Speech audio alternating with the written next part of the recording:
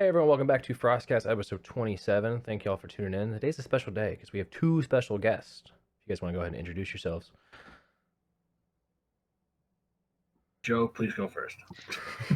Sure thing. Hi, I'm Joe. You may know me as the voice of Tyrants on the Field, of both YouTube and podcast fame. Most recently doing way too much on the WTC, despite not going. But it was a lot of fun working through all of the list and then doing some live, semi-live reporting as results came in. So really cool. Happy to be here. Thanks for having me. Of course, man. Happy to. Akers, you've been here before. People know you. Yeah, I have been here before. I mean, way less, celebrity as Joe and yourself, but I mean, I get around, Debatable. Debatable. yeah, Been to WTC plenty of times. How many times have you been now? just twice. Okay. So I mean, it seems like it's been a long time, but no, I'm still fairly new to that scene. I do think you hold the record for most war table games. I think you can put in for Guinness for that, and I don't know who's going to challenge you on it. That's yes, I've played a lot, played a lot this year. And always, we are here with AJ. I know he's been kind of quiet right now. Hi, I'm AJ.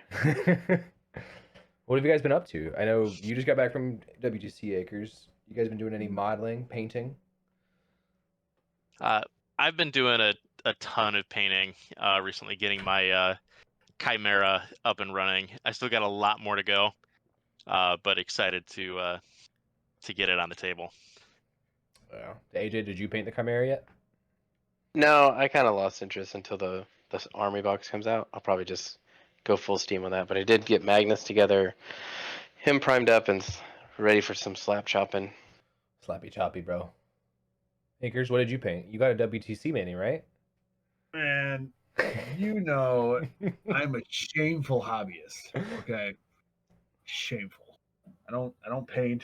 I don't even assemble my own models. I am, yeah, not. If I had to, do all of that, I would probably not be playing War Machine. I am a horrible hobbyist. I don't have the time nor the patience for that. So Fair. What have I been doing this week? I've been just painting Ravage Star. That's really all I've been doing. It's really just two minis that I'm going like way too hard on, but I'm painting one in memory of Dave from Mini Wargaming as a 30k World Eater, and I'm painting one as a Luna Wolf for War Budgies, and that's my inspiration for them. But those models are incredibly detailed. And there's so many little like I'm tracing every little panel with gold right now, and it's just like, oh, so much work. There's times like this where I wish I was like Akers and didn't fucking paint. you are a glutton for. Oh, 100%. Look great, but yeah, like the amount of effort you put into that is like, man, I don't know how you do it. I don't either. AJ's still mad because I still haven't finished his Orgoth. It's all right. From what I hear, AJ's not playing games anyway, so he doesn't need them. Ooh, I like it. I'm not. Actually, just now my child locked himself in his room. Oh, he locked his room. Oh, he's out of his room? So he's out of his room, but he locked his door. Hang on. So I'll be right back. Okay, we can go. This is why I can't do things. This right here. All right, we can go into the main meat and potatoes of this. It's gonna be some WTC deep dive on the stuff. But I wanted to hear, Akers, how was the travel? Like, how did you get picked up? How did you book your tickets? Was it like sponsored at all? Like, how do you get from United States to Copenhagen, right? Yeah. So walk us through that, how it went. How was the travel? I mean, the travel there was not bad. It was crazy, like windy the day of. Like I flew in Wednesday, and that day was like I had a small just plane from Amsterdam to Copenhagen, and we actually had to fly around the tarmac a couple times. The first time on the approach, like the plane got blown off track because of the wind. So they aborted the landing and had to go around a couple times waiting for the wind to die down so we actually could land the plane. And the Okay. whole week, the first 3 or I think 3 days I was there, it was literally like probably 20 mile-an-hour winds at least. The entire weekend was just it was nuts. It was so windy. And the last couple days is when they got actually pretty nice. We could walk around and do a whole lot, but we were fighting the weather. So was your 2 nights. famous hat like strapped to your chin the whole time? I did not bring my hat. That was one of the first things that people said to me when I got to Copenhagen. They're like, "Where is your hat?" I was like, "I left it in Michigan." Okay. So how does it work for? So how does one get picked up for WTC, and like was it for the flights and all that stuff? Was that all out of your pocket, or was there any kind of like sponsorships or anything going on? I mean, there was. I mean, we have like If you could talk about it. yeah. There's a few sponsorships and whatnot, but a lot of the cost is fronted by us, and there's a lot more that goes into it too, like your venue and the plane ticket. I mean, the plane ticket obviously is the most expensive thing typically there, and I always like splurge a little bit for that anyways because I'm not being stuck in economy for 8 9 hours and Understandable. me the big guy as I am, I need that extra leg space and Oh, I agree, 100%, 100%. yeah. So the venue, was it a good venue? How was all that? Was the food good? Was the area good? yeah, so the venue itself was actually pretty nice. The hotel was pretty nice. It was definitely a lot different than Belgium, and the food I thought was definitely much better than Belgium as well. Like the downtown area. I mean, one night we went to we found some English karaoke bar, and yeah, exactly. In Okay. Copenhagen, we found some English karaoke bar that we went to and had a good old time and whatnot, and got had quite a few drinks, and I'm sure there's pictures of Adam Pricer floating around, like just being the mountain of a man he is too. Nice, Beer. nice. Yeah, it was a good time. We all had a good time. Yeah, that seems like a cool thing. Oh yeah, no, it was. Yeah, it wasn't all just War Machine, but I mean, we got out every night to go check out a different restaurant or a different bar, or we even hung out with a few of the other teams as well. So Nice. we hung out with the English guys for quite a bit as well. So it was great. It was a good time. Yeah. It seemed like a good Excellent. time. Yeah. And then can you explain to me the jersey trading? So Is last this- year, like I said, was my first experience, obviously, with that, and they said it was super big, and it's there's a lot of game involved in that, where make sure you buy extra jerseys to bring because people are like going to swap them out and all that stuff, and a lot of that is like the whole time is everyone's wearing their jerseys and you get to see everybody's, and you're literally picking out your favorites and what ones you want and kind of like sizing everybody up to see like, all right, well, who's gonna fit me kind of thing. So I went into it this year with a little different mindset. Last year I picked out jerseys that I thought looked really cool and that I just wanted to take home. And this year I was looking for either certain jerseys from certain people because I knew quite a few of the Europeans now because I played so many war table games, and it's been kind of nice to put faces with names and voices. So I was actually looking for certain individuals to jersey swap with. So Very cool. yeah. Nice. Well, that covers what I wanted to share with like the travel part with the people, and you did a good job on that, so thank you. Yeah. But now we can get to the games, and then this is where everyone can kind of fill in more. Like, how are the games for you? Do the games go? How was day one, day two? Like, walk us through how the games went for you. What went good? What went bad? I mean, so the games themselves, like it was definitely, so they were really nice. Like this year, I didn't have, or we didn't even see like that many, just like what am I trying to say? Just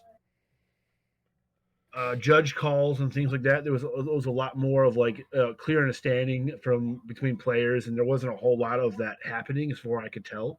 So everybody was definitely playing as cleanly as they possibly could, and had good dialogue, open communication. So that helped quite a bit with just the flow of games and all that. And obviously, the games at WTC are all incredibly just high skill level, very technical, and those are always the really fun games to play. Is when everyone's playing super clean and you're just going back and forth, taking pieces off the table and just playing it up, playing at a super high level. So that was super nice. And like I said, just we had a wide variety of teams this year too, which was very interesting. There was a team from South Africa.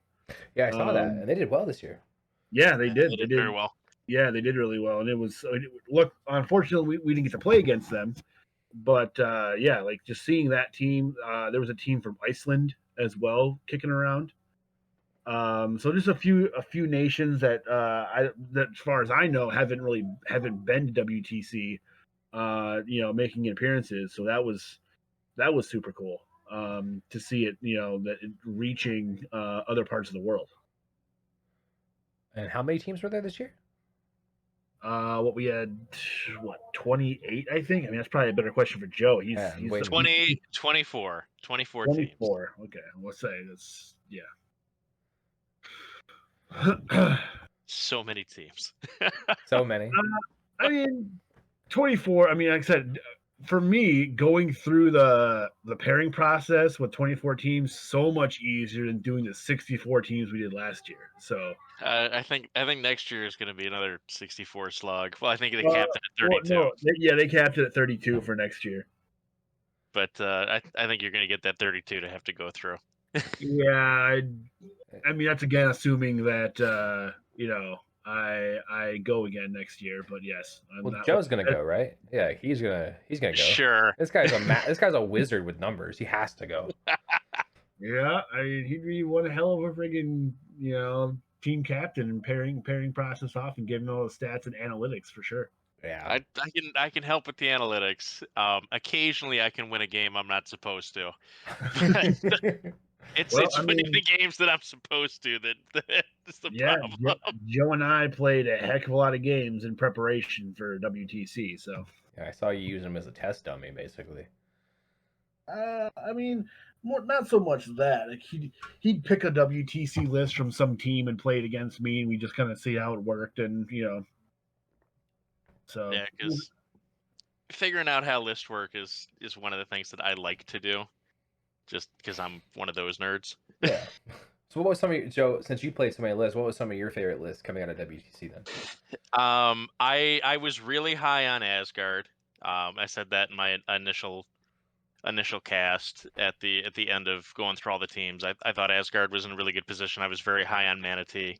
I was high on Zuber. I was also high on Z38. So the Swedes and the Germans, I had two teams I thought very highly of. The Americans, I had Manatee. Black-footed Ferrets did very well.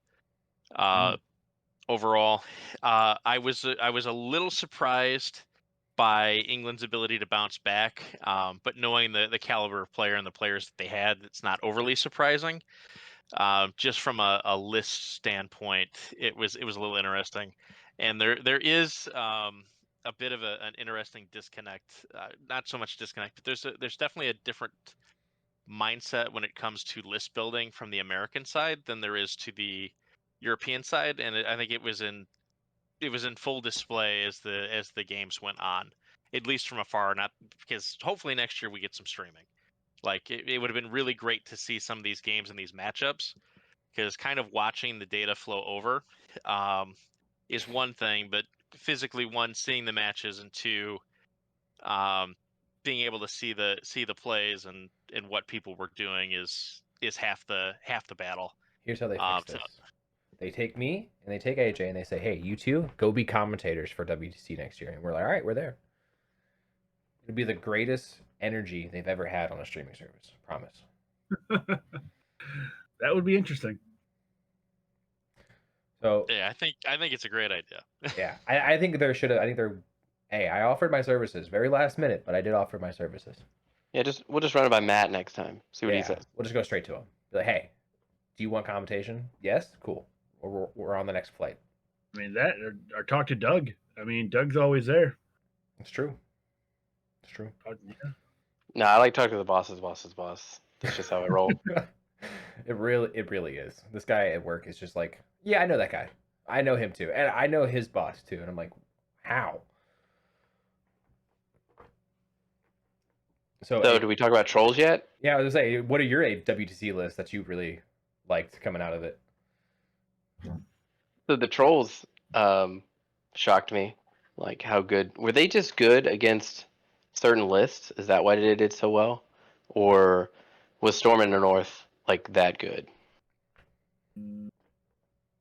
Okay. That I don't know. I mean, I personally got to play against Storm in the North once and gave it a loss. So I don't really know. I mean, obviously, the other players did really well with trolls throughout the tournament, and it may have just been a player skill situation. Yeah, I didn't look at a lot of their other matchups or who they played against. He is muted right now for everybody who's wondering. Yeah. Well, it also could have been just a. I know I personally didn't prep a whole lot for trolls either. So if other players didn't, I mean, maybe they dropped games due to some unfamiliarity with some of those models. I haven't played that many games in the trolls in Mark IV.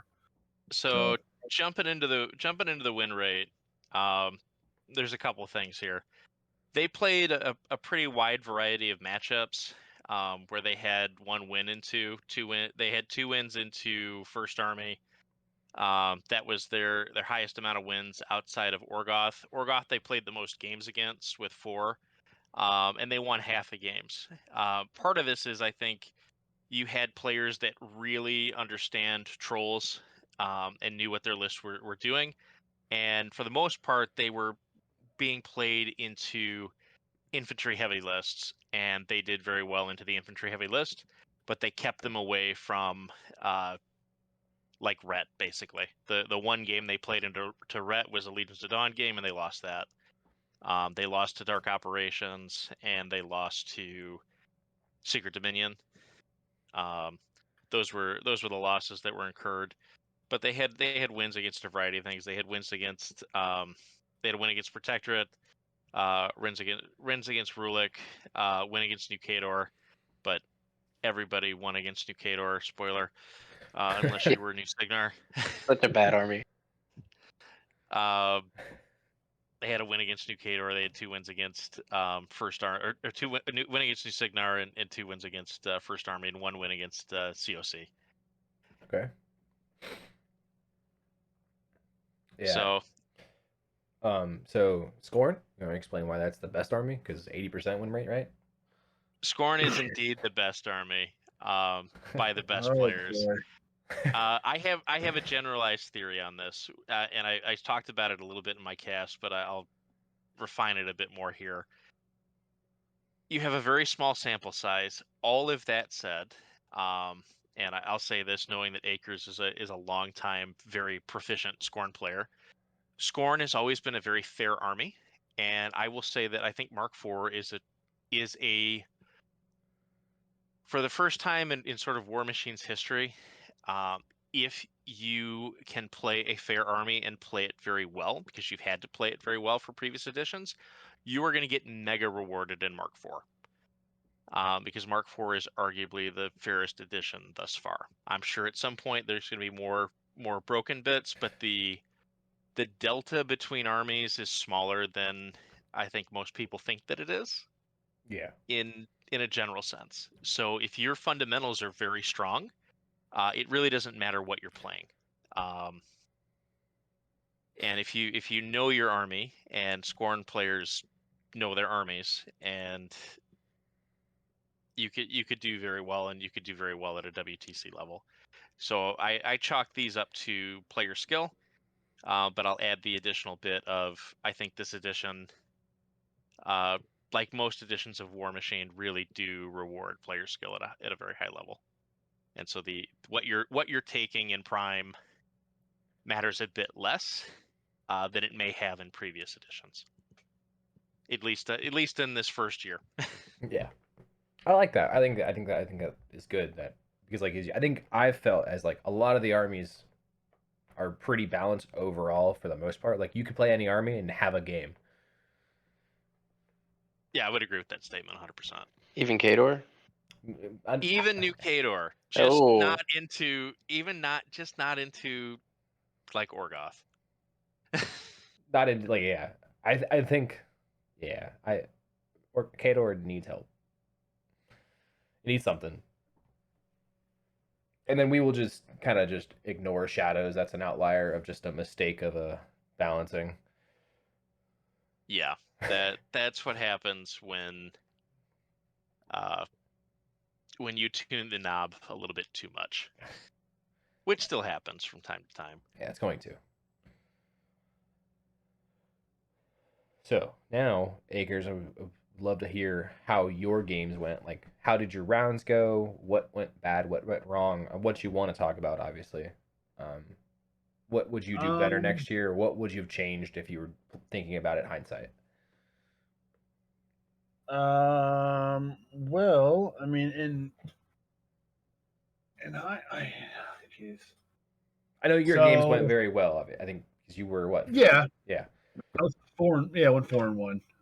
So yeah, it's pretty strong so far. I've had pretty good showing so far at WTC over the last 2 years. My combined record is 9-2 over 2 years. So that's really good, like fantastic. Yeah, for a WTC. Pretty good considering I've always just like played really well under pressure. Anyways, it's just something that's worked well for me in the past. Mm-hmm. And WTC just kind of brings that out of me, as far as just playing the best possible rounds you can in the biggest spotlight, which helps out quite a bit as far as the team dynamic goes.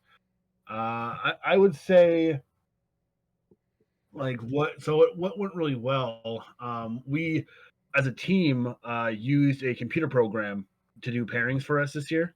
So like we took out basically the human element kind of out of the equation, and we all put in like our pretty as accurate as we could be on matchup process, and how we felt our list ranked into every team, and then we had a computer program that basically fed us out the data on how to properly position during the pairing process to get the best possible pairings every round, which I mean worked really well. I thought like we paired really well into every single team, where we got what we wanted. Just some of the rounds we didn't execute the matchups as well as we needed to, and we lost a few coinful games that could have gone either way. Yeah. And so unfortunately we there's a big element of luck in even at WTC level where you need some teams to get to not be paired against each other, or you to be paired against so like we ran into I think pretty much every, with the exception of the second German team, I think we ran into every major contender in the event. So Yeah. we all had pretty hefty strength of schedules. I mean, Jake put up a 19 for strength of schedule, which is like just ungodly. So that man's built different. What was that? That man is built different when it comes to this game. Yeah, I mean, and we fed him like every single Thyron player we could find, and he still went 4-1. So it's like, what are you gonna do? The guy's a machine.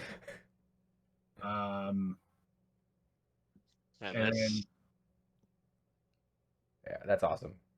Yeah, so I mean, it was a great event. Like we got to play against England round 1. Those were some great guys. And the funny thing too is, I was talked into doing the scrimmage the night before against Team England, And then Jake and a couple guys were like, I wouldn't recommend playing, them because you might be giving them information, and I want my list and yada yada yada. I'm like, I'm sure I'll be fine, not a big deal. And then once pairings were announced for day one, round one, we were playing England, and I was just like immediately thought of Jake, and I was like, man, this is going to be one of the biggest "I told you so" moments. It's like, you shouldn't have done that. And I was like, oh well. But yeah, I played against their Inferno player in the scrimmage, and then played against their Circle player round one. And that game was again very close. It was a great game. I think I probably lose that game if he has a minute and a half to 2 minutes more on his clock. But he ended up clocking. I think it was like turn 5 or turn 6. So I won that game there. Round 2, we had another super solid opponent. Went back and forth quite a bit there. Ended up winning that game on scenario. Round 3, we got to play against the tournament winners ultimately at that point, Asgard, and I still am a firm believer that that was a matchup for us to lose, and we had a couple crucial things didn't go our way. Jake won his game, I won my game, bottom of 7 in just a grueling dogfight of a game. So like against the Wolf matchup. And then Blake, unfortunately, was beating his opponent fairly convincingly, and I think saw the dagger and went for it, and then missed, and then got assassinated, which was huge in that matchup, and that's ultimately kind of what led to our spiral there, because he had played the Assyria matchup the round before as well, and won that game fairly convincingly, and was in a similar position in that game, and just slightly different caliber of player, and was able to take advantage of that and tuck the game away. And then Justin also missed, I think, 3 or 4 consecutive boosted 11s to win his game into the Texas Mirror. Yep. Just a few little things like that where, ultimately spiral out and cause you to lose rounds. But it was a very close loss to Asgard, which, taking nothing away from them, they are a great team and had a good cohesive unit, and all 5 guys were very confident and very competent players. Yeah, I was gonna say, if you're gonna lose, at least lose the guys who won, right? Yeah. So we lost a close game there, and then we played had pretty much no rest, and played Germany the first day, round 2. After that, Beckman's team, and I really wanted to play Beckman. Like after he was bad mouthing my lists on his podcast, just kind of poking fun at it. Ooh, I really wanted to play Beckman. I really wanted you to as well, because we played that match, and it was not going to go well for Ben. Yeah, I really wanted to play that matchup, and my team and the algorithm kind of said otherwise. So we paired off, and I ended up playing against the troll player. And again, that was a great game. He played really clean, really tight. Glacier King pretty much did whatever it wanted to do. Yep. I pretty much just ignored it the entirety of the game, went for other stuff, and ended up pulling I think turn 5 scenario win out of that one. Oh, I don't think we've clarified this. How many times did you drop Harusk, and how many times did you drop Sabrath? That's a good question, because Longshanks doesn't have that. I dropped Harusk all 5 rounds. That's what I thought you dropped. Yep. Just based on who you're into. Yeah. There was one match where you probably could have dropped Sabrath, but it makes it more coin flippy. Yeah, I considered dropping Sabrath into the troll player. I Yep. considered it just because of the Glacier King, and I was like, I mean, maybe if he doesn't owls the Glacier King, I can crippling grass the Glacier King and just rip that thing off the table. But then I was like, if he drops Borka, it's a little more of an issue because like Yep. I don't know how much I love playing Sabbath in the Borka. So that's ultimately why I went with Harusk just to take the safe play and not get greedy. And that Harusk list is so hard to attack in an effective manner. Like it can grind with basically everybody. The one list you don't want it to go into is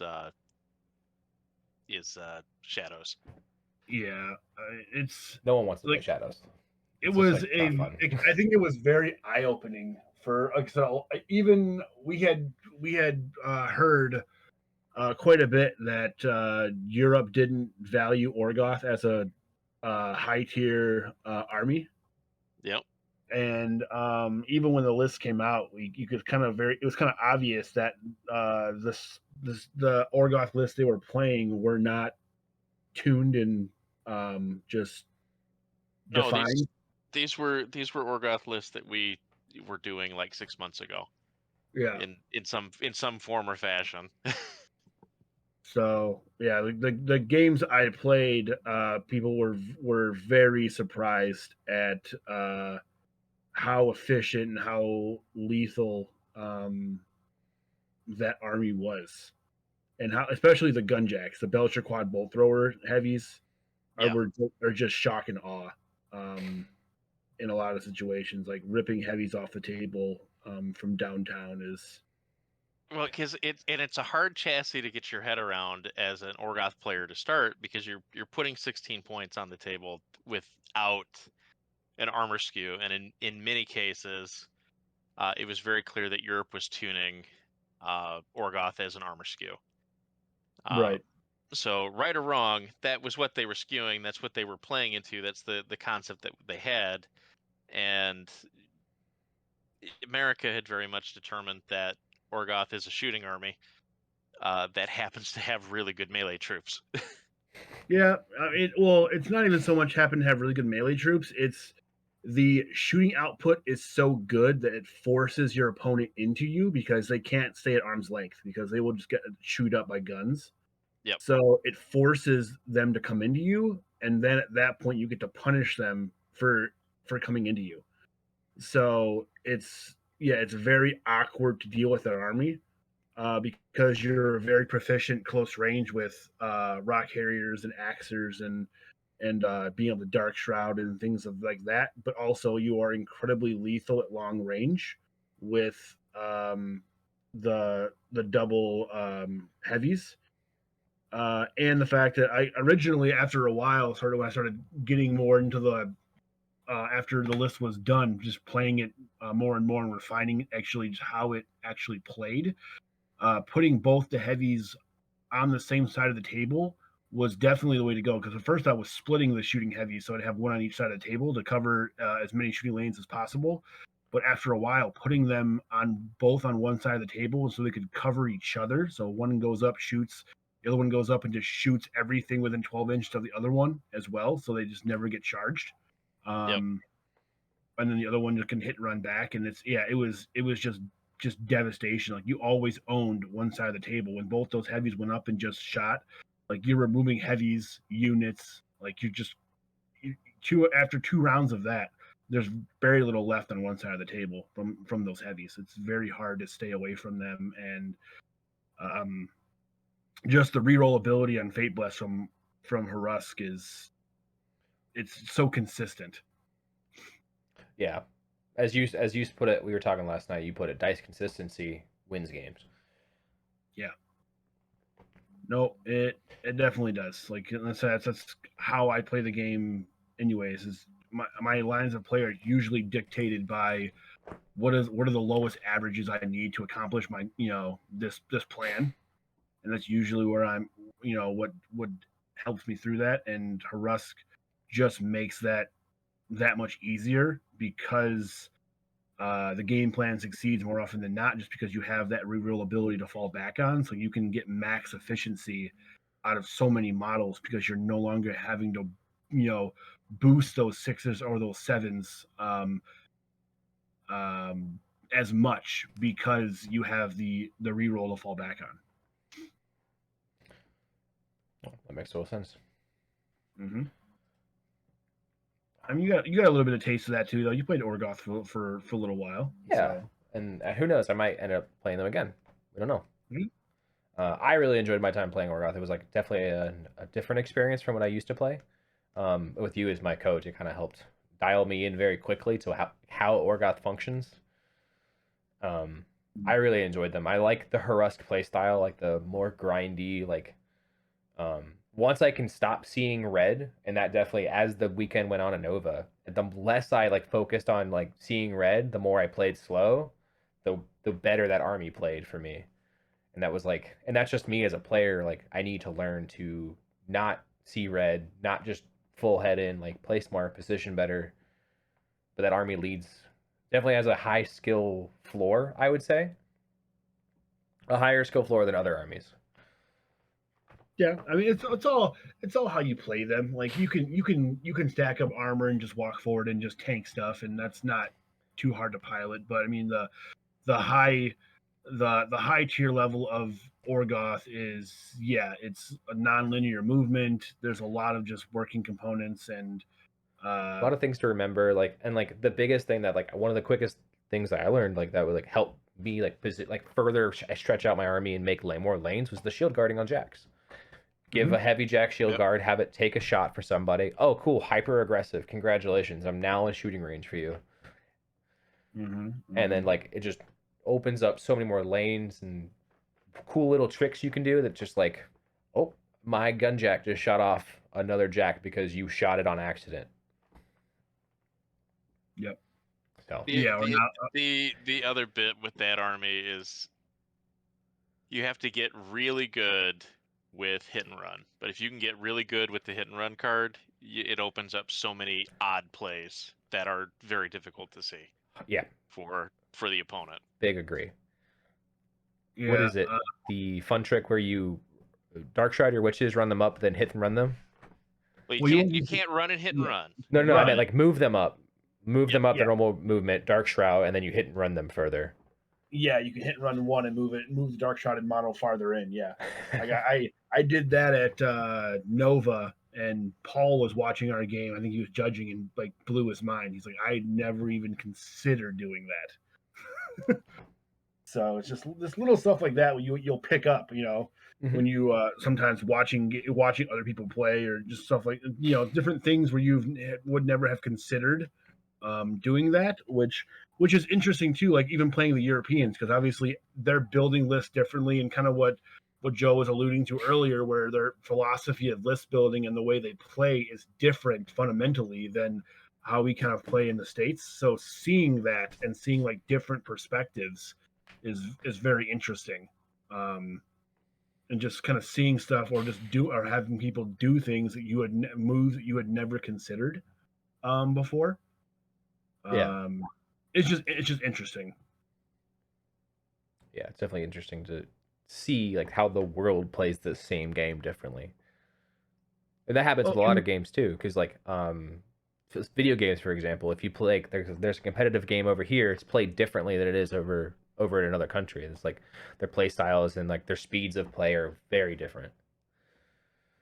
Yeah, one of the most entertaining things at WTC for me and a lot of people is looking at matchup grids, because everybody evaluates matchups differently from team to team. So like how we paired into a team may think that that what we think is a red may be a red for them as well in the same matchup. Or if we thought it was a green for one of our guys, maybe they thought also it was a green for them.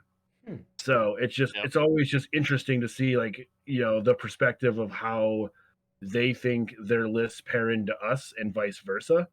Because a lot of it, like obviously both of us can't be right. So, eventually you're going to find out who's more correct there, but that's always a fun little thing to do at the end of the day too, is just kind of compare notes. AJ, have you ever done too much with like the team pairing process, or you know a lot about how that flows? I do not. Never been in a team tournament before. What? I said I've Really? never been in a team tournament before. That's crazy. How It's long? it's all been solo stuff for me. Yeah, the team stuff I've never really had a partner per se, so never really bothered going to those. Then I came along and said, "Let's play." More like I came along to you and said, That's true. "You're playing a dumb game. Play this good game." He comes in with like Necrons, and I'm like, "Why are you such an idiot? Never met him before." But I'm insulting him straight to his face. He's like, "You know what? You're right." I'm like, "I know. Let's play War Machine." And that's our love story. That's how yeah. Because now, and then this kind of leads into the next topic of what are we going to play? What events is everybody going to this year? Like, what are we going to plan on playing? Because I think we're planning on Bokor for sure, team event with Akers. Yeah, and hopefully the LVO thing works out. Trying to work a work trip to Vegas in January for my team. So if that works out, then it'll be right around LVO. So we're gonna do LVO and then work. Yeah, long weekend, but it'll be, I mean, free trip to Vegas. And then you screwed up our WTC or Warfare weekend plans. Look, So I'm sorry. I can't help it. Could have just put me at a later class, you know? For context, I made rank, and when you make rank, you have to go to this class to be a leader. And I'm going to that class instead of taking leave to go to Warfare weekend. So technically my fault, but also not fully my fault. Well, congratulations on making rank. Yeah. oh, he's an idiot. He should have never made rank. The worst thing you could do. Without a doubt. Without a doubt. Trust me. I know. You never want to get that. That's funny. Yeah, you know what? Joe's over here complimenting. Congratulations, man. AJ, fuck you. You're stupid. Yeah, but Listen, I want to keep it real. That's how you guys met, though. So he's just being consistent. That's true. Exactly. Joe, are you planning on going to any cons this year? It will be highly work dependent. But I'm gonna try. Because you're out of Michigan area-ish, right? Yeah. I'm about an hour or so, or hour or two south of Akers. So. Okay. What do you got? The Michigan GT, right? Isn't that Yeah, up near you? I plan to go to Michigan GT next year. I was supposed to go this year, and then I had a medical issue. So Well, glad it. Hopefully it's all good. That's not bad. Yeah, we're better now, so Good. I'll get there. But yeah, and I'd love to make it to Bokur, so I'll try to make that happen. I think Bokor is one of the. It was one of the most fun cons I've been to.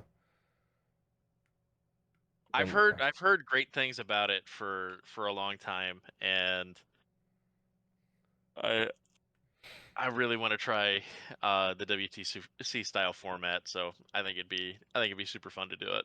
Yeah, I'm excited to dive into that realm as well. I mean, we are potentially still needing 2 players, so make it to Boker. Yeah, this could be the dream team right here. Just need one more. Hey, just convince Brad to play. we'll see. I mean, I know about Brad Park. He was there last time. he was there. Yeah. I mean, it's baby steps. He's getting back in the game. I don't want to overwhelm him. Yeah, just slow and steady.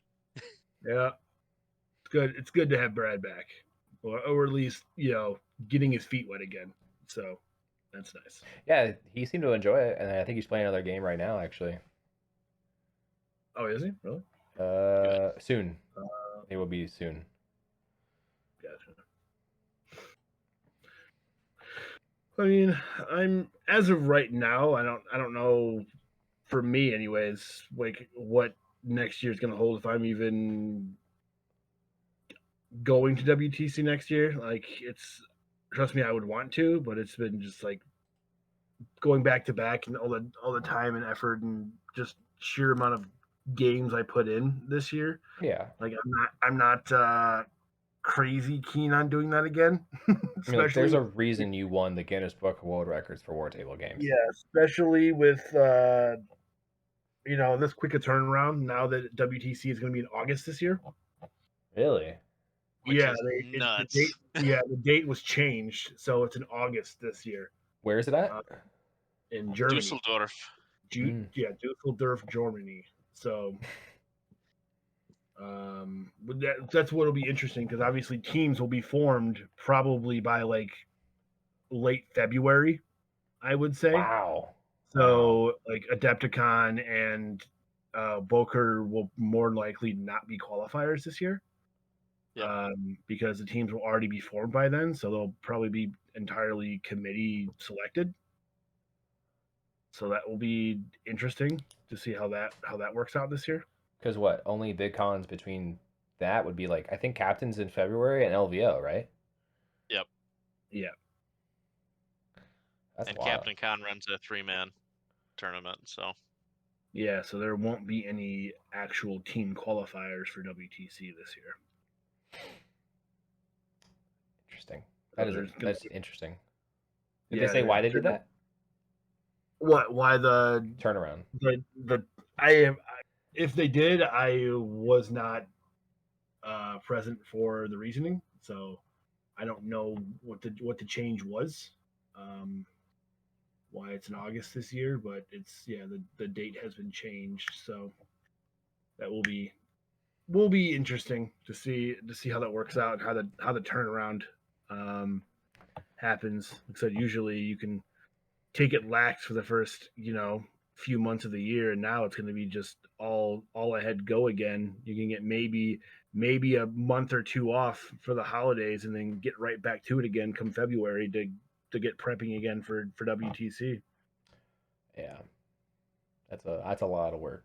That's a tall order. I know how many games you put in. Yeah, I mean, I put in more than any sane person would.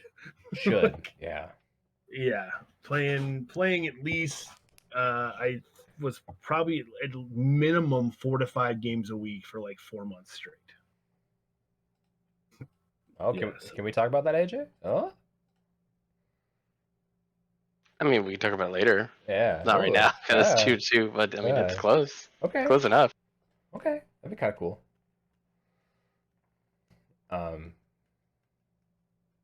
Okay. That totally lost my train of thought. I was gonna say something. Oh, kind of go into the future events for what's coming up. Like, what is it, next weekend?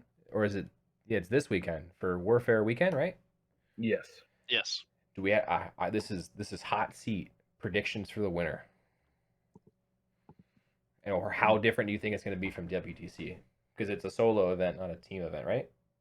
Yes. Yep. So you're saying prediction for the winner? Yeah. Of Warfare weekend? Mm-hmm. Or yeah, what do you think the breakdown's going to be? Like, give me your top 3. Is Jake gone? Yes. Jake is qualified. Yeah, my money's on Jake until it's not. That's just generally he does very well at Warfare weekends, particularly coming off of a WTC. So yeah, I was supposed to get my rematch with him there, but then I ended up not going. So my money's on Jake. I'm not sure who else is qualified and going. But my general money's on Jake. Plus Ravens is really good. Double down on that. I'll double down on that. And I'm going to pick someone different just to be different. Okay. I like contrarianism. Go ahead. I am going to pick Nate M. Okay. And what does he play? I don't know what he's playing for Warfare, but he played Grimkin at WTC. Okay. So, AJ, what army? You don't have to name a player. What army you think is going to do well? What's the winner? Dusk, without a doubt. Dusk. They're coming in hard. They will have cats. I was just saying, So- how much better do you think they're going to do versus WTC now that they have all their tools and all their fun? I don't know. 12,000%. I think they're going to do better. It depends on the caliber of player that's going to be playing them right now. I doubt anyone good or really good is going to be playing them at Warfare Weekend. So we're probably just going to see the run of the mill like Orgoth, Grimkin, and I'm pretty sure Rhett. So I'm going to say somebody playing Rhett is probably going to win, with the top three being like Rhett, Orgoth, and then Jake probably in there. Makes sense. Yeah, I'm not playing Dusk there, so that makes sense. No high caliber players playing Dusk. Right, of course. I wish my Dusk would show up. They just need to be here. I am excited for that crazy friggin' blighter gas. Like that.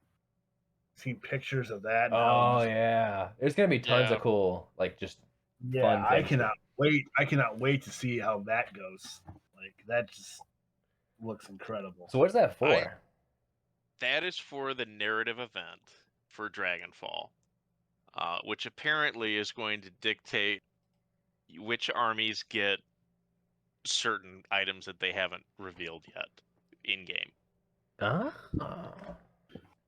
That's real. I like that. I like that a lot. Yeah, I'm a big fan of those type of events having lore stakes as well as army design stakes.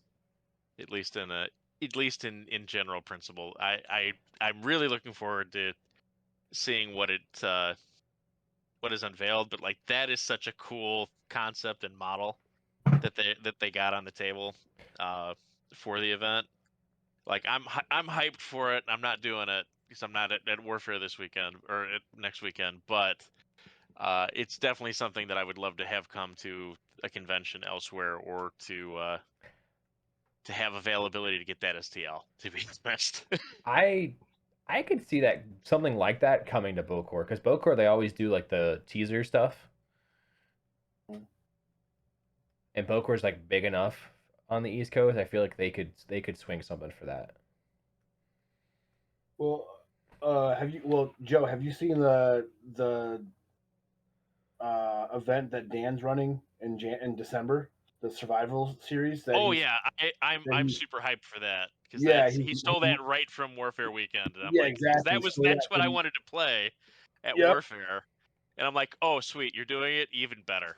Yeah, he stole it right from Warfare Weekend, and we're gonna play that here locally, and that's gonna be so much fun. I'm just trying to figure out what army I'm taking. Have you seen that at all? No, walk us through it. Yeah, so the Survivor Series, you have 175 points, all right, and 2 casters, and then each round you're picking 50 points of the 175 you have in your pool, and a caster, and you're playing against another opponent. Okay, so any models that are completely destroyed down to the last man get removed as options. You can't take them anymore in sequential rounds. That's cool. So you're basically trying to like play games, but also not lose. Like any jacks that are destroyed get removed from your pool. You can never play them again. Huh. That's really cool, actually. So yeah, you're constantly like losing models out of your reserve of models you can play, and if your caster dies, you lose 5 total life points off of them the next round. Oh, they just start 5 less. Yeah, they start with less boxes. It's not that bad because you can just heal yourself to full first turn. Well, no, like you just don't even have those boxes. Oh, you don't have the bot. Okay, that's different. It takes them off your stat line. Yeah, it just takes them right off of your card. Yes, I like that. It's a unique way of playing the game, and then you have just ways to like survivalist, the person who ends it with the most models left in their 175 point armies. You've got obviously the overall winner. There's different like achievement kind of things that you're playing for as well. And then obviously if you have one model left in a unit, in the next round you can still use that unit and they come back to full strength. So Huh. Okay. How long does that take to play through? It just depends on the players, I guess. Well, it's not so much depends on the player. Because you're playing just 50-point games. You're only playing a 50-point game. Yeah, Okay. each round you're playing 50 points, but you're taking those 50 points from the 175 points you have in your pool.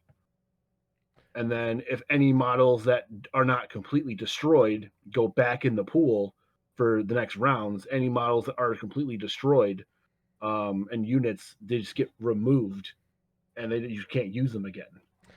Because the King of Coin video is being recorded today, so we'll get our coin announcements. But I know our area is getting 3 still, and talking today with some of the locals, like how do we want to distribute the first coins? And I was wondering if maybe that makes sense to be the tournament that we play to distribute, like the winner of that gets the winners of those get the coins. That could be interesting. That would be pretty fun. Yeah, it'd be super cool. Yeah. AJ, you'll be playing the locals because you gotta get a coin. You gotta. I mean, if it's maybe we'll see if my kid doesn't lock himself out of his room and have to do all this shit. How many coins are you guys getting? Do you know yet? We're getting 3 for the area, so Nice. Awesome. yeah, and that'll be as of right now. There's 2 stores we play at, maybe 3 soon. We'll see how tomorrow we're gonna go play at another store and see how they're, because like apparently I have a couple players that we just never met before. But right now it's World's Best in Atlantis. 2 are going to Atlantis. 1 might be going to World's Best. 1 might just all 3 will go to Atlantis, pending the locals. Like if they don't want to go to Nova, there's no need to bring it there, kind of thing. Mm-hmm. But as of right now, we'll have 3. I don't know if they made new coins. I'm sure they'll be covered in the video. I want that Orgoth coin back. If you get it, I'll be flying in. I'm taking it from you. I want the King of Coin to be a good way for us to like set up some big events, like maybe a Warfare Weekend qualifier, and get some people in it, like set some big weekend events up and get people out here playing. So I mean, where would we have the space for that? I mean, I think World's Best and Atlantis are about the same size. World's Best might be bigger because they have 2 rooms. yeah, World's Best has the upstairs. Atlantis has the table space. It just depends on letting us use the space, because sometimes they're a little iffy on giving us more space. But if we book it out long enough, we should be fine. But it would also depend on how many players we get. Book it out and have a good enough table fee to make it worth their while. That's just how you Yeah, do it. probably World's Best would probably be better, just because like they have an entire upstairs floor.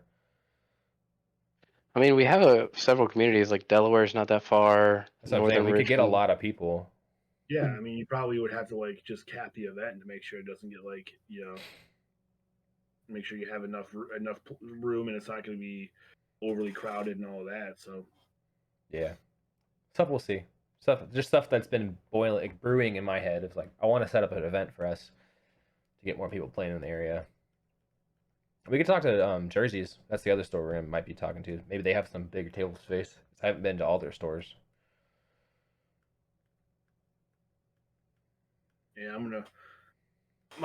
My game plan is I'm trying this year to just to take a step back a little bit from the competitive scene and try to help rebuild the Michigan meta as well, and just get players back in, and just try to bridge the gap, because we are pretty spread out here in Michigan as well.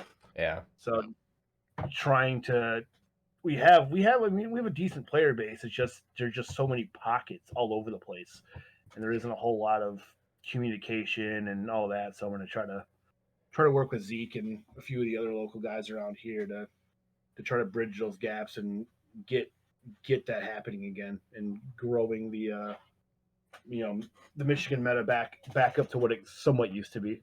That'd be good. I hope this year, like with like the new steamroller packet, the balance changes and all that stuff, I hope that really starts sending War Machine in a good direction for like the rest of people too. It kind of gets rid of some of that sour taste, and the game can start really, really growing, really picking up again. Oh yeah, I mean, and just the fact that like getting rid of these old scenarios, right? Like we've been working on these scenarios for like 3 years.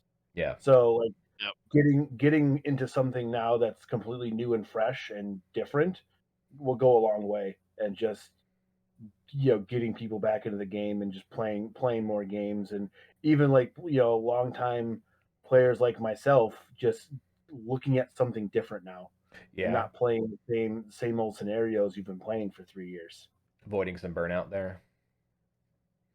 Yeah, yeah, like it's the burnout for sure, but it's just after a while, like especially after you've played a few hundred games on War Table, Yeah. everything kind of just blends together. No, that makes sense. So you brought that up. What kind of changes do you think they should make? Yeah.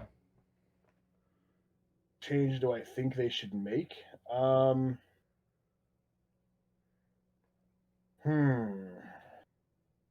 Because just for instance, like I know before Line of Sight quit, they were talking about the circles and the rectangles and the flags and the objectives. We've all been playing for those for years, and they're kind of immobile. Well, how do you feel about like picking up objectives? Like I don't know if you played some of the other games where you can pick up objectives and then like certain people hold them for a while, and then you get points that way. Or you strictly like keep it the circles and the flags and the rectangles and the objectives. I think that so the zone scoring and whatnot isn't nearly as useful now as it used to be, just because you have smaller game sizes and just smaller unit sizes and things like that. So like the area based kind of zone scoring seems a little archaic now. Where I think that we may be moving to something similar to kind of what you said, where like capturing strategic points, more so than like zones or situations like that. Or it would be interesting too to have like just terrain features be scoring points and whatnot too, not just like Yes, please. having a zone. What kind of terrain So features, that way for example? it would incorporate 3D elements back into the game and have them actually be meaningful, not more so than just aesthetics. So, like an easy example, and this is the one that I bring up because I've done it in other game systems that I've played for a long time, or they do it. Is it's really easy to have like the forest that's already on the table all of a sudden become the meaningful spot where the infantry score. Like that's simple, easy. You can just declare it based on the context of the mission, and you're good to go. You don't have to throw a zone down. You don't have to do anything else. You already have that object there, and that's really kind of the context of terrain-based scoring. It's not so much that you have dedicated terrain pieces in many cases. It's that you already have terrain on the board. You just declare that those terrain pieces are scoring, and maybe indicate it in some fashion. Okay. It's kind of cool. I haven't. So Yeah, I'm excited to see. I hope some good changes come. AJ, you brought the question up. What do you think should change?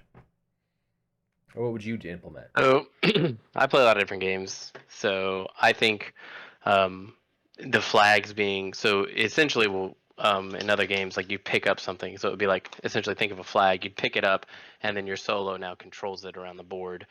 I don't know how well that would work with War Machine because like if I pick it up with my solo and then I run into a corner, that seems kind of defeats the purpose of it. But We do have kill if boxes, so you can't run super far away. well, kill boxes are only for casters, not Yeah. for solos.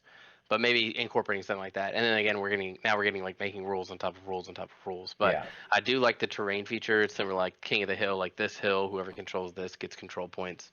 I think what they alluded to, like right when Marv 4 dropped, where maybe declaring like because War Machine is basically chess, right? And you have your king, which is the warcaster, and if it dies, then you lose the game. But if we had like maybe you designated like this jack is, his personal jack. So if that jack dies, you get 2 victory points, or assigning victory points to units, and maybe your opponent gets to do that, like kind of like a prey, where if I kill that unit, then I get a bonus victory point. They've already incorporated the cards. I know 40K does that sometimes, where you just draw a card and like your objective for that turn is to take the hill or kill an entire unit. I think that would be interesting. Brings a little bit more dynamics to the game. I don't think that would work well in tournaments because of the randomness, and I hate randomness in tournaments, but I do enjoy randomness in like casual games. So I think King of the Hill, kind of like pick the terrain piece. That's a scoring point. Maybe pick a units, either you or your opponent picks. There you get bonus victory points. That's kind of where I'm at. And then somehow working in like being able to pick up like the flags or pick up like objective points, like loot crates around the board, just to use an example, and run around with those. See, I'm a fan of semi-randomized objectives, and the game that I played a ton before War Machine, seriously, was Malifaux, and they use a system where you get a random, you get a set number of secondary victory objectives, and you select 2 of them, and your opponent can select 2 of them. You both get the same set of 4 that are randomized for that game, and then you each select 2 at the start of that game. And what it does is it makes the scenarios very fresh for a very long amount of time, because you'd never really play the same game twice for a while. But it gives you a significant amount of agency in terms of how your list operates based on the secondary victory points that are available to you. So if your list is really good at killing, then you can select the killing objectives. If it's very mobile, you can select the mobile based selections. And so what it lets you do is kind of tailor your play style and what your army is good at to actually scoring victory points within the context of the game. It provides some additional randomness without taking away or detracting from the general skill of the game, because you're still getting to select at the start of the game what you're going to be doing. You just don't know exactly which of this set of items are going to come up, but you know that you're going to get to pick 1 or 2 of them as a secondary scoring object in the game. And I think that'd be something that would be interesting to incorporate into the new Steamroller. I like that. And probably make it a little more palatable for the competitive set. We were playing. We were doing the local escalation league, which is coming to an end. It's been really fun, but like I definitely like noticed it more so now that I'm like not prepping for a con. I'm just playing. Like whenever you play on terrain, it is always set for the scenario. You never just have terrain existing, if that makes sense. Because like whenever you play a scenario, the terrain is going to be set kind of almost always the same in the same way. Like you're going to have a building on each one. There can be kind of mirrored, but then there's going to be a little bit of difference. All the terrain feels very similar. If you do more dynamic objectives, you can make the boards more just different in general, and then you don't have to worry about playing an even game because your scenario is different than your opponent's. Yeah, I can see that. Because like if you get the shit on this stick and get the bad table edge, but the 2 cards you pick are good for you, you can then flip it back, and like then it's an even game. And you just, oh, my side of the table has 3 acid pools, they have 2 waters. Like, okay, that's an extreme, but like you don't just get stuck with a bad table edge and playing around it. You can use your scenario to counteract some of the bad terrain you might have been dealt. Right. Or even like, go ahead. Yeah, because if you have something that maybe makes you want to be more defensive, where you get points for holding something on your end of the table, that your opponent then is forced to come in and take from you, having that defensible terrain is now advantageous to you, as opposed to it blocking your movement. Yeah. I do like the idea of like assigning like, hey, kill my jack, you get 2 points. Because then like that's the moving part of the objective, and you're going to be moving that jack around, almost playing like protect the president, or you're just going to be aggressive with it and bait them, and then reverse capitalize on their things. Lots of cool options they could do.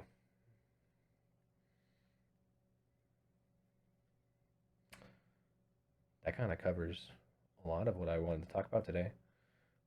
One last thing, if you guys have any hot takes.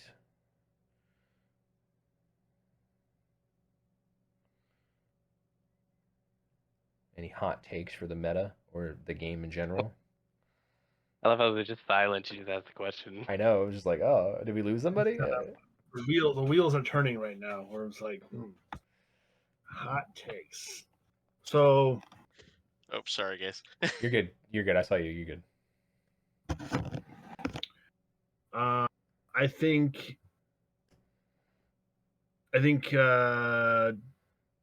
just have a sneaky suspicion that Chimera is going to be top dog when they're fully fleshed out. I think they will be the best faction in the game currently when they are released. They just have a lot of like just really good things going for them right now. Like a lot of their beasts have hyper just compelling options.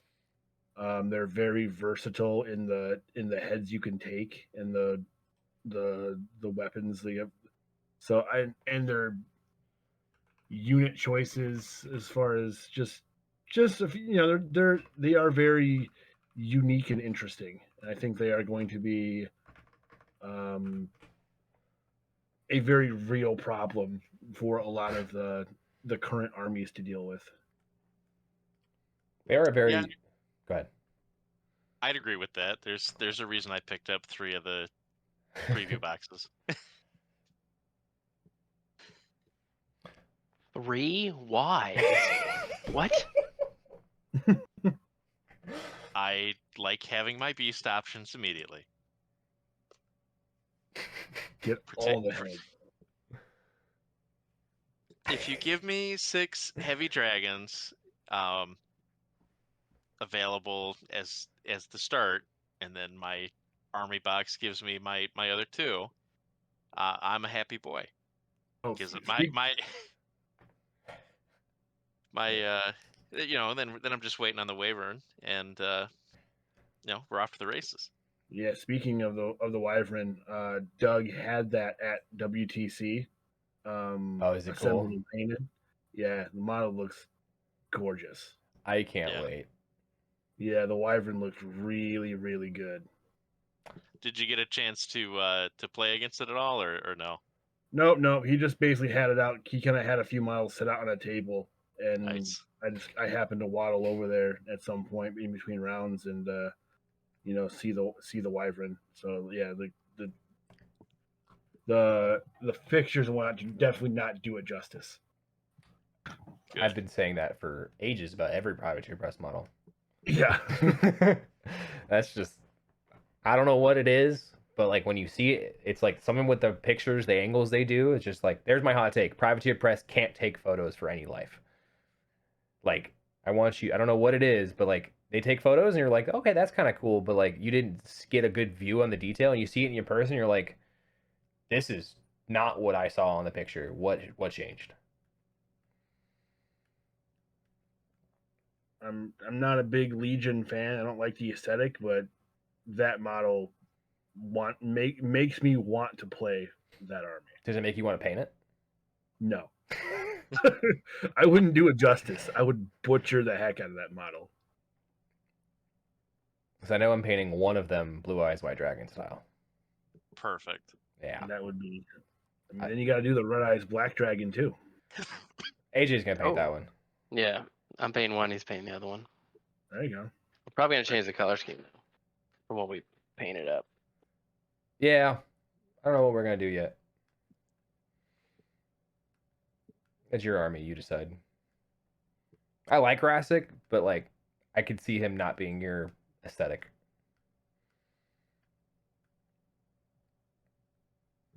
Joe, how are you painting yours? Mine,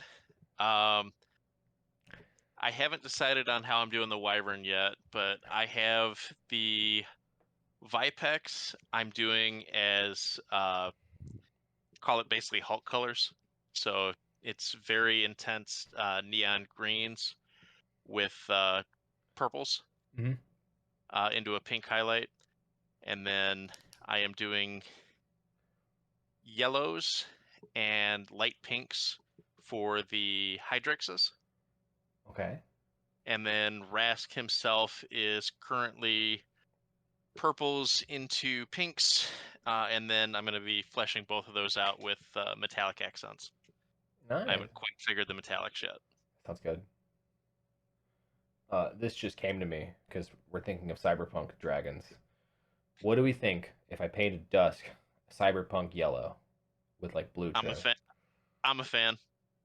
And like, Cyberpunk yellow. so like it's gonna be yellow. It's gonna be yellow base armor, black trim. Glow is gonna be bright blue. Okay. That just I mean, came. they do have a fair few mohawks and whatnot on That's what I'm the thinking. Magic. Yeah. So there you, They there look you go. they're the most sci-fi looking jacks. They're Warcaster Jacks, let's be honest. Yeah. All right, I'm writing this down for labor cyberpunk dusk. There it is. I'll also change the bases. That's fine. I'll paint my battle group like I originally intended, and I'll paint the rest of the army cyberpunk. I'm imagining Isfi in my head right now, like fucking that hyper lime yellow with the blue glow. Yeah, there it is. There she is. No, it'll come out real good. I mean, Yeah. that would be something for sure. All right. All Well, right. that kind of wraps up everything I have. Do you guys have anything else last minute so I want to talk about? Nope. Nope. I'm all set. No, I'm good. Well, I want to thank you guys for joining Akers and Joe. Do you guys want to go ahead and plug where you are, where they can find you? You can find me on the internets, on the YouTubes, at Tyrants on the Field, and also on Podbean, Tyrants on the Field, for all your War Machine listening and viewing needs. His links will be in the description of the Spotify and YouTube stuff. So if you want to just click on them there, you'll be able to find them really easy. Akers, they can find you in the War Table LFG, right? Sure. I mean, not so much anymore, but I'll still be trolling around for games and periodically. So yeah, I'll definitely be there, or message me on Discord or all that. I'm always happy to chat about the game and pass on what knowledge I have and how it can be useful. So He is a true king of the community. 100%. Yeah, that wraps up FrostCast episode 27. Do normal YouTube things, like, share, subscribe, and thank you guys for listening. See y'all next week. Bye-bye. You guys say bye too. Oh, bye. Bye. There it is.